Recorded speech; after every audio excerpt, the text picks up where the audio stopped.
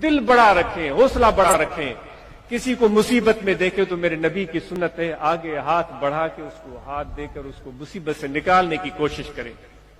جتنا ہم اور آپ سے ہو سکتا ہے اس کی مدد کریں، ان کا ہاتھ پکڑیں، ان کو بتائیں کہ اس طرح تمہارا کام ہوگا، اس کو رہنمائی دیں. آپ کو خدا اتنا عطا کرے گا کہ آپ اور ہمارے تصور میں بھی نہیں. ہم ایک دوسرے کی مدد کریں گے جتنا بھی ممکن ہو سکا. ہاتھ اوپر کر کے ہم عہد کرتے ہیں ایک دوسرے کی مدد کریں گے، ایک دوسرے سے تعاون کریں گے. تعاونوا علی البر والتقوی، اچھے کاموں میں ہم ایک دوسرے سے تعاون کریں گے.